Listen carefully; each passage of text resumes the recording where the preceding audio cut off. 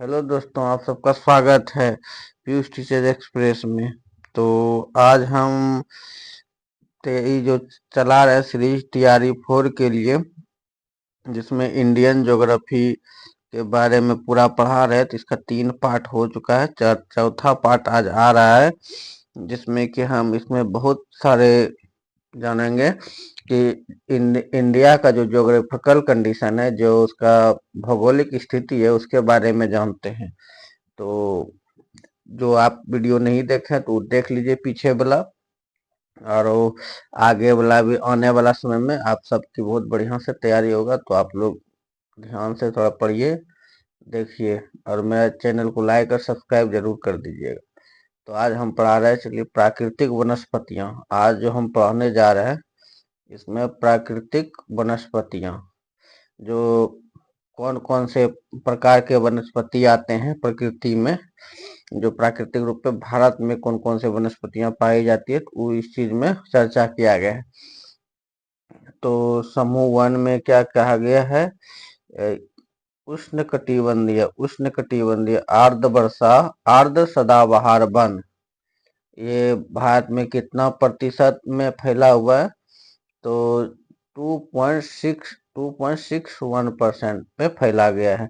क्या क्या है? विभिन्न प्रकार के वनों समूहों का वनावरण वनावरण की यानी विस्तार कितना थी पे है, कितना प्रतिशत भाग पे फैला हुआ है। समूह 1 में क्या है? उष्ण कटिबंधीय आर्द्र सदाबहार वन जो है कितना प्रतिशत में फैला गया है? 2.61% में। उसके बाद समूह 2 में क्या है? उष्ण कटिबंधीय अर्ध सदाबहार वन, उष्ण कटिबंधीय अर्ध सदाबहार वन है, इसका कितना प्रतिशत में फैला हुआ है? नौ 9.27 यानी 9.27% में फैला, प्रतिशत में फैला हुआ है। उसके बाद समूह 3 में क्या? उष्ण कटिबंधीय नाम पर्णपाती वन, आर्द्र है या आर्द्र है या आर्द्र है। उसके बाद यहाँ क्या है? छोटे छोटे वर्ड पे यहाँ आर्द्र है, यहाँ आर्द्र है, आर्द्र सदा। यहाँ यहाँ क्या है? नम नम पर्णपाती वन, ये कितना प्रतिशत में फैला हुआ? 17.65%, 17.65% में फैला हुआ है। उसके बाद समूह 4 में क्या है? तटीय एवं दलदली वन, जो तटीय है एवं दलदली वन है, तो ये कितना में? या 0.73% में फैला हुआ है। कितना प्रतिशत में? 0.73% में फैला हुआ है। उसके बाद फिर यहाँ क्या है? समूह 5 में उष्ण कटिबंधीय शुष्क पर्णपाती वन, यहाँ क्या है? उष्ण कटिबंधीय शुष्क पर्णपाती वन फैला, ये कितना फैला हुआ है? 40%, 40.86% में फैला हुआ है। ये कितना प्रतिशत में? 40.86% में फैला हुआ है। उसके बाद समूह 6 में क्या है? उष्ण कटिबंधीय कांटेदार वन, ये क्या है? उष्ण कटिबंधीय कांटेदार वन, यहाँ क्या दिया? उष्ण कटिबंधीय कांटेदार वन, ये कितना प्रतिशत में फैला हुआ है? तो 2.72%, यानी कि 2.72% में फैला हुआ है। उसके बाद है समूह 7 में क्या है? उष्ण कटिबंधीय सदाबहार शुष्क सदाबहार वन, क्या है इसमें? उष्ण कटिबंधीय शुष्क सदाबहार वन, उष्ण कटिबंधीय शुष्क सदाबहार वन, ये कितना में फैला है? 0.12%, यानी 0.12% में ये फैला हुआ है। उसके बाद क्या है? समूह 8 में उपोष्ण, ये क्या है? उपोष्ण कटिबंधीय चौड़ी पत्ती युक्त पर्णपाती वन, ये क्या है? उपोष्ण कटिबंधीय चौड़ी पत्ती युक्त पर्णपाती वन, ये कितना प्रतिशत में फैला हुआ है? 4.26%, यानी कि 4.26% में फैला हुआ है। उसके बाद समूह 9 में जो है उपोष्ण कटिबंधीय कानीधारी वन, इसमें क्या है? उपोष्ण कटिबंधीय कोनी उपोष्ण कटिबंधीय कोणधारी वन, इस तरह के रूप में जो फैला है, यहाँ देखिए, इस तरह से जो पेड़ उगता है ना, उसे कोणधारी वन कहते हैं। और कोणधारी वन जो है ये कितना प्रतिशत में फैला हुआ है, तो 2.36% में फैला हुआ है। समूह 10 में है जो क्या है, उष्णकटिबंधीय, यह है उष्णकटिबंधीय शुष्क सदाबहार वन। ये कितना प्रतिशत में फैला हुआ है, तो 0.02%, यानी 0.02% में फैला हुआ है। उसके बाद अब आगे चलिए। उसके बाद समूह समूह 11 में क्या है, माउंटेन।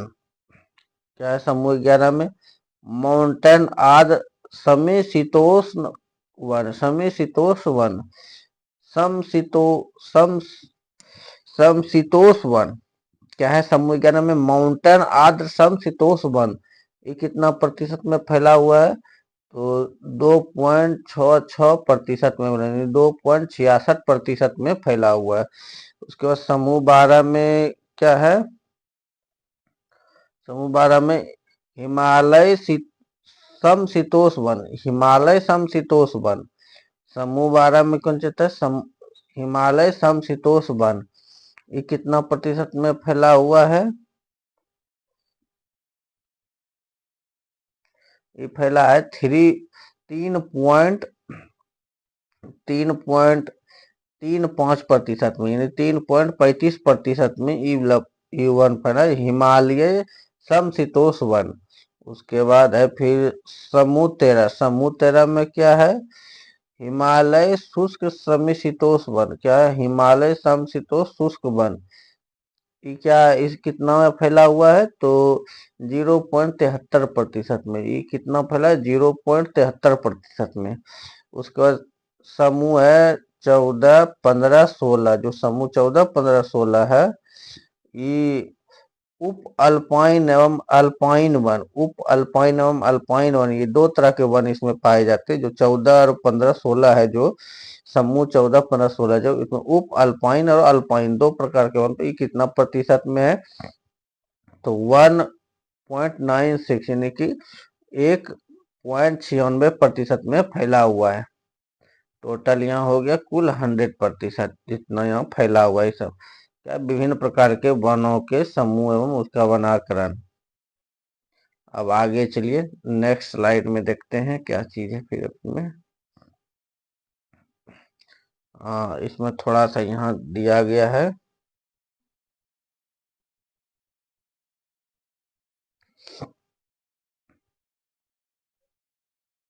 थोड़ा सा यहाँ क्या है, भारत भारत के सर्वाधिक जो है यहाँ दिया है, भारत के सर्वाधिक वृहद क्षेत्र में किस प्रकार के वन पाए जाते हैं, तो उष्णकटिबंधीय शुष्क पर्णपाती वन पाए जाते हैं। जो कि सबसे ज्यादा यहाँ दिया गया है, देख सकते हैं ऊपर में दिखाते हैं आपको,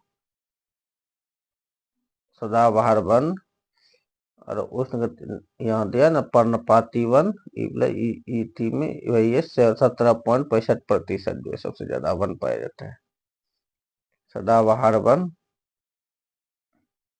उसके बाद फिर क्या है,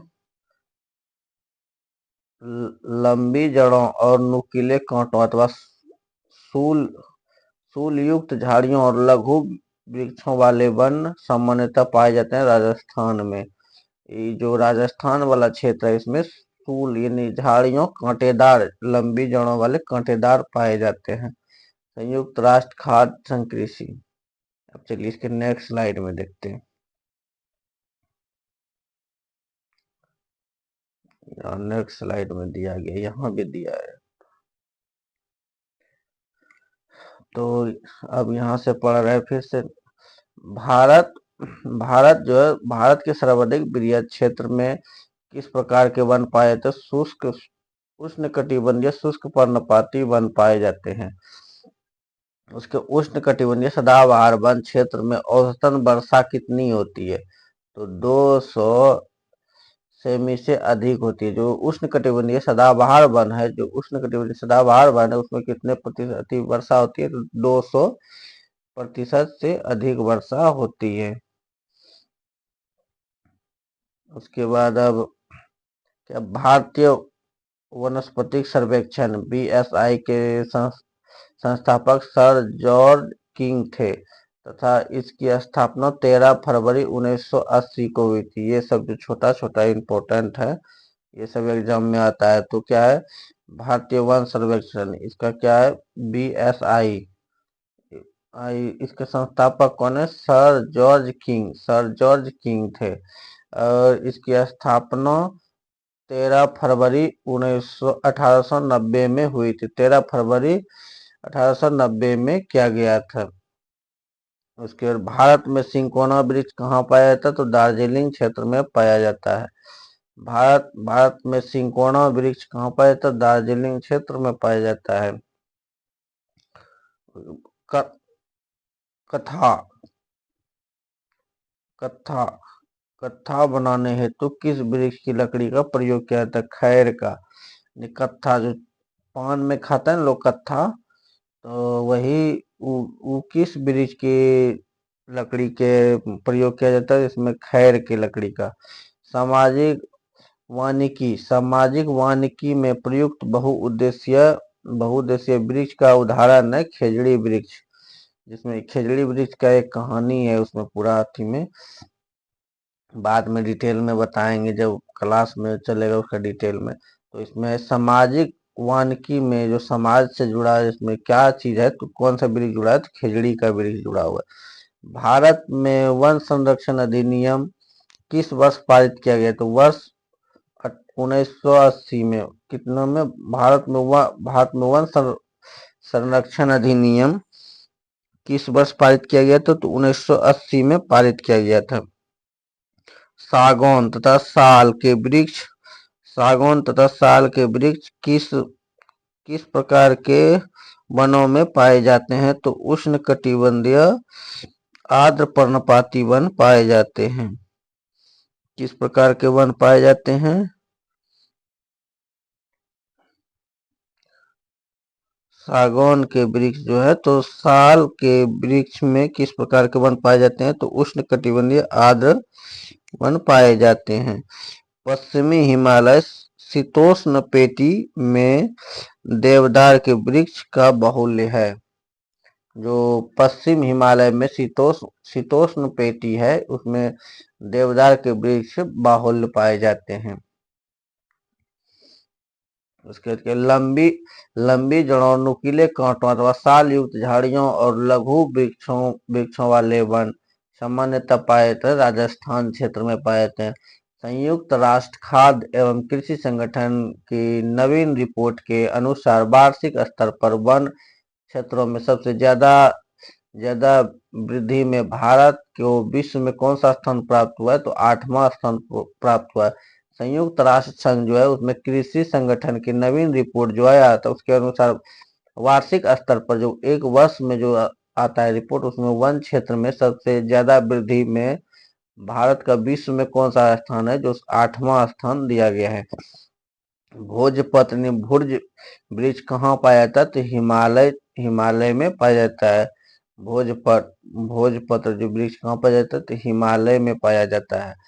पलाश पलाश के वृक्ष को जंगल की आग भी कहा जाता है।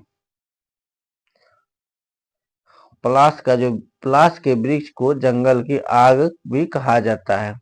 भारत के किस राज्य में सागौन के वन पाए जाते हैं, तो मध्य प्रदेश में पाए जाते हैं। ये बहुत इंपॉर्टेंट है, ये आ गया था टीआरई 3 का ये क्वेश्चन है।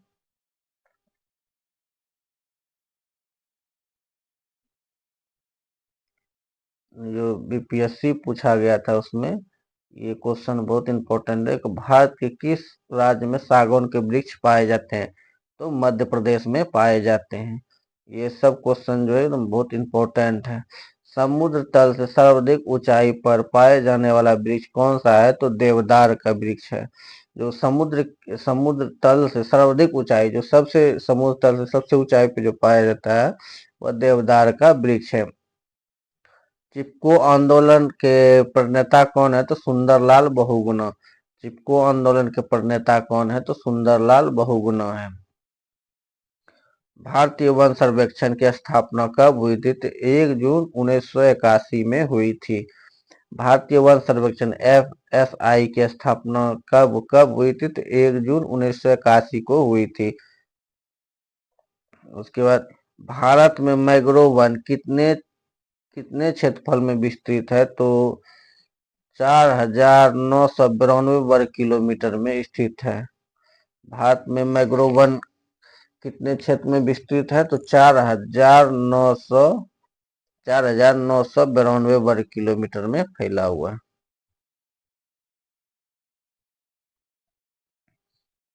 उसके बाद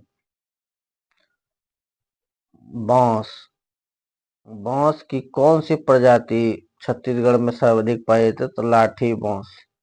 बांस की कौन सी प्रजाति सर्वाधिक छत्तीसगढ़ में पाई जाती है? तो लाठी बांस पाई जाती है। उसके बाद भारत में मैंग्रोव वन वनस्पति के क्षेत्रफल तो हो गए 4,992 वर्ग किलोमीटर में। भारतीय वन प्रबंधन संस्था की स्थापना वर्ष कब है? तो 1982 में भोपाल में की गई थी।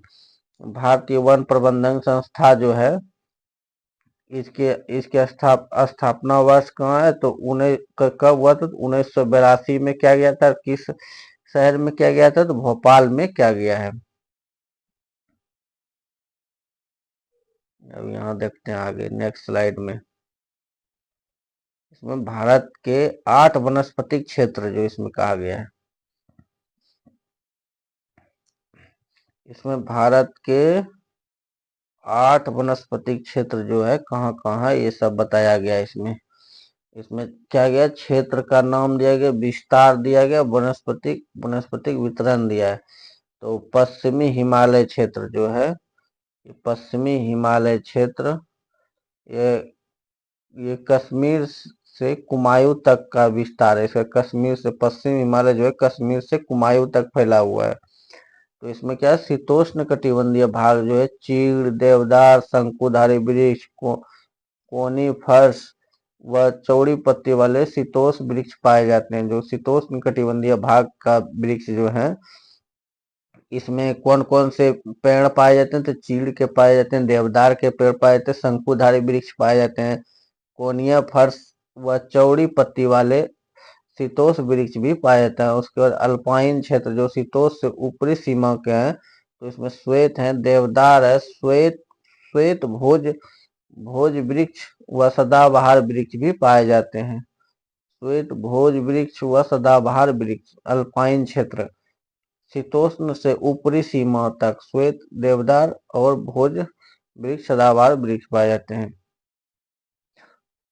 उसके बाद पूर्वी हिमालय क्षेत्र जो है इसमें सिक्किम से दार्जिलिंग की क्षेत्र को विस्तार है। सिक्किम से दार्जिलिंग तक विस्तार है, पूर्वी हिमालय क्षेत्र है। इसमें फिर क्या है? शीतोष्ण क्षेत्र में ओक, जायफल, द्विफल, बड़े फूलों वाले सदाबहार वृक्ष हैं। उसके बाद छोटे छोटे बेत के जंगल पाए जाते हैं।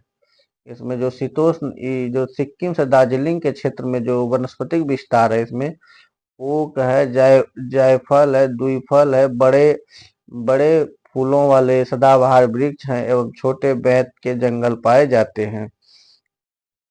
उसके बाद असम क्षेत्र में ये कहाँ से कहाँ तक फैला हुआ विस्तार है? तो ब्रह्मपुत्र से सुरमा घाटी जो है ब्रह्मपुत्र से सुरमा घाटी तक विस्तृत है।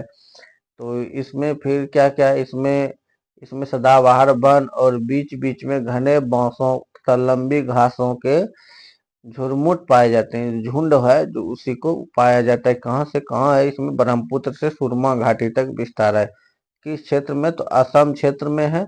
इसमें सदाबहार वन पाए जाते हैं, बीच बीच में घने बांस तथा लंबी घासों के झुरमुट पाए जाते हैं। झुंड जो कहा जाता है उसे झुरमुट पाए जाते हैं। उसके बाद है सिंधु सिंधु का मैदानी क्षेत्र। सिंधु का मैदानी क्षेत्र 21 की कहाँ से कहाँ तक विस्तार है? पंजाब, पश्चिमी राजस्थान और उत्तर गुजरात का मैदान है। इसमें कहाँ कहाँ तक है? इसमें राजा पश्चिम पंजाब है पहले नंबर पर, उसके बाद पश्चिम राजस्थान है और उत्तरी गुजरात के मैदान है। तो इसमें क्या है, यह क्षेत्र में शुष्क व गर्म है। इसमें कटीले वन या झाड़ियां मिलता है। जो इसमें पंजाब, राजस्थान और गुजरात के मैदान जो है, उत्तरी गुजरात के मैदान जो है, ये सब में ये सब में कटीले झाड़ी, इसमें शुष्क गर्म क्षेत्र है। इस सब में बालू, रेगिस्तानी क्षेत्र है, इसमें बालू है। तो और यहाँ वर्षा बहुत कम मात्रा में होता है। शुष्क गर्म क्षेत्र है, इसमें तो झाड़ियां, कांटेदार वृक्ष पाए जाते हैं। उसके बाद है फिर गंगा का मैदान, गंगा का मैदानी क्षेत्र। गंगा का जो मैदानी क्षेत्र है, इसमें क्या है, कछारी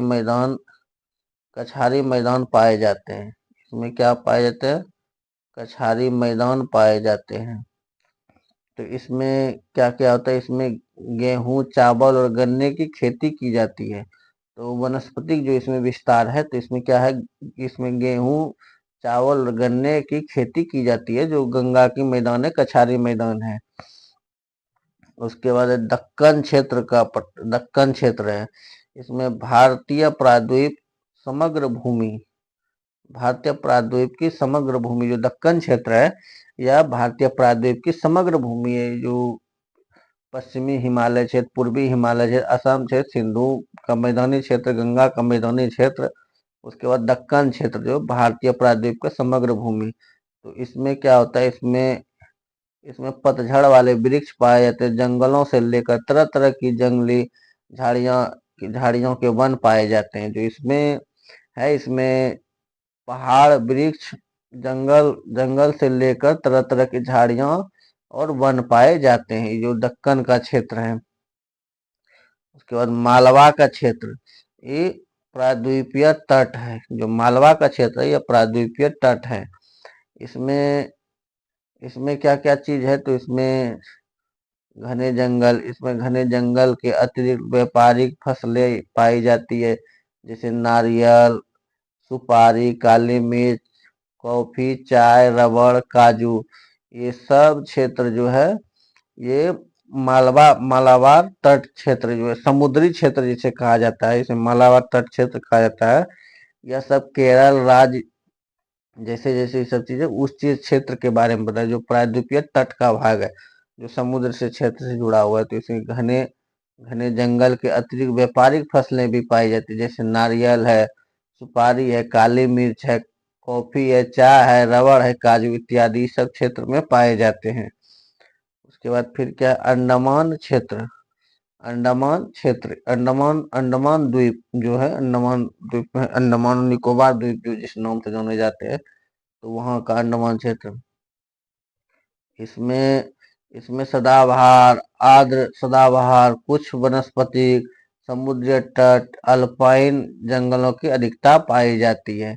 इसमें सदाबहार वन भी पाए जाते हैं, अर्ध सदाबहार वन कहते हैं। कच्छ वनस्पतिक, समुद्री तट व अल्पाइन के जंगल भी अधिकतर मात्रा में पाए जाते हैं। ये अंडमान क्षेत्र जो है, अंडमान निकोबार द्वीप जिसे कहते हैं, वही अंडमान क्षेत्र के जाने जाते हैं। चलिए अब नेक्स्ट स्लाइड में इसमें क्या क्या दिया गया है।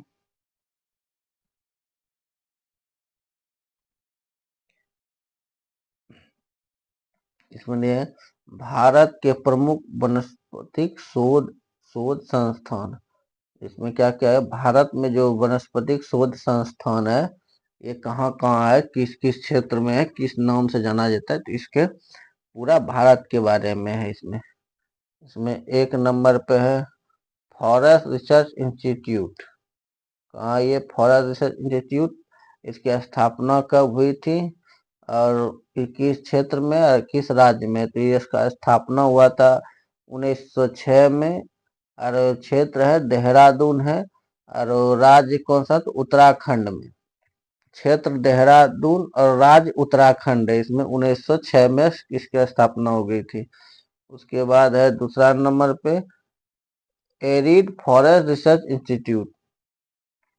Arid arid forest research institute, इसकी स्थापना हुआ था 1985 में। इसका क्षेत्र जो है जोधपुर शहर है, इसका क्षेत्र जोधपुर है, यह राजस्थान में है। जोधपुर कहाँ है? राजस्थान में। 1985 में इसकी स्थापना हुई थी। उसके बाद फिर तीसरा नंबर पे Institute of would science and technology. क्या है इसमें? Institute of would science and technology. ये शोध संस्थान, इसकी स्थापना हुआ था 1938 में।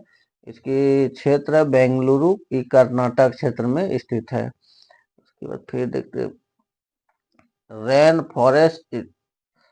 Forest institute. इसकी स्थापना 1988 में शहर है जो जोरहाट, ये असम क्षेत्र का है, जोरहाट असम क्षेत्र का है। उसके बाद 55 नंबर पे Institute of Forest Genetics and Tree Breeding. इसमें Institute of Forest Genetics and Tree Breeding. इसमें इसकी स्थापना 1988 में हुआ था। कोयम्बटूर इसकी क्षेत्र, कोयम्बटूर है क्षेत्र, 21 राज्य में, तो तमिलनाडु में है। Centre of social forest and eco rehabilitation. Centre of social forest and eco rehabilitation. इसकी स्थापना 1992 में, यह प्रयागराज में, उत्तर प्रदेश। 7वां में है फिर Himalayan forest research institute. Himalayan forest of research institute कहाँ है? इसका स्थापना होने तो 1977 में शिमला में इसका अति हुआ था। हिमाचल प्रदेश के क्षेत्र में, ये हिमाचल प्रदेश राज्य में है। क्षेत्र है शिमला। उसके बाद फिर क्या है? 8वां नंबर पे advance centre for biotechnology and मैग्रो forest.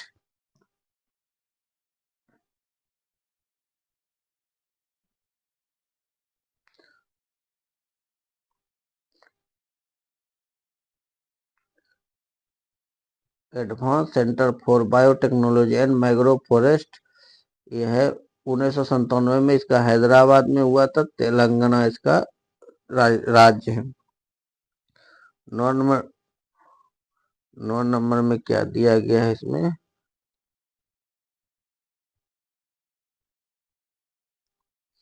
9 number tropical forest research institute है। इसकी स्थापना 1988 में हुआ, जबलपुर में क्षेत्र है, मध्य प्रदेश इसके राज्य है। 10 में institute of forest research and human resource development. इसकी स्थापना 1995 में हुआ था। छिंदवाड़ा इसका छिंदवाड़ा राज्य है, छिंदवाड़ा क्षेत्र है, और राज्य है मध्य प्रदेश। जो institute of forest research and human resource development जो है।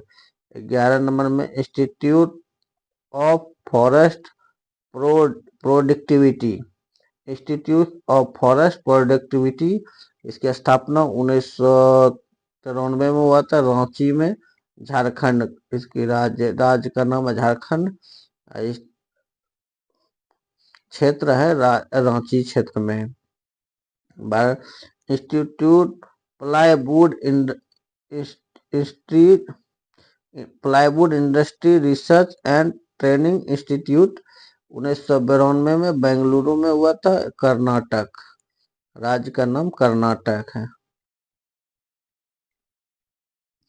13 नंबर में Indian institute of forest management. Indian institute of forest management है। इसकी स्थापना 1982 में हुआ था, भोपाल मध्य प्रदेश। उसके बाद जीबी पंत हिमालयन पर्वतीय एवं विकास संस्थान 1988 में, अल्मोड़ा। क्षेत्र का नाम है अल्मोड़ा, उत्तराखंड। कहाँ है? अल्मोड़ा उत्तराखंड में है। 15 नंबर उष्ण कटिबंधीय वनस्पतिक उद्यान और अनुसंधान संस्थान 1979 में हुआ था, तिरुवनंतपुरम केरल 1979 में हुआ था, तिरुवनंतपुरम केरल में। उष्णकटिबंधीय वनस्पतिक उद्यान और अनुसंधान संस्थान 1979 में तिरुवनंतपुरम केरल में हुआ था। उसके बाद क्या है, वृक्षों को बचाने के लिए चिपको आंदोलन की शुरुआत उत्तराखंड के टिहरी गढ़वा गढ़वा जनपद से की गई थी। जो वृक्षों को बचाने के लिए जो कार्य किया गया था, चिपको आंदोलन, यह उत्तराखंड के टिहरी गढ़वा जनपद से शुरू किया गया था। तो चलिए आगे देखते हैं। तो यहाँ खत्म हो गया मेरा। तो आप लोग को ये वीडियो कैसा लगा? तो आप लोग को अच्छा लगा तो कमेंट करिएगा, लाइक और सब्सक्राइब जरूर करिएगा। ये है टीआरई 4.0 के लिए है, जिसमें कि टीचर में बीपीएससी टीआरई में यहाँ से क्वेश्चन बहुत सारा पूछ लिए जाते हैं। एक छोटा छोटा क्वेश्चन आपको एक एक नंबर दिला सकता है। तो आप लोग इस चैनल को सब्सक्राइब करिए, लाइक करिए। यहाँ प्रत्येक चैप्टर वाइज हम ला रहे हैं। ये सीरीज है इंडियन ज्योग्राफी सीरीज, जिसमें कि 3 पार्ट हम डाल दिए हैं। तो ये चौथा पार्ट जा रहा है। तो आप लोग को प्रत्येक दिन सीरीज बाय सीरीज मिलते रहेगा। तो और भी आगे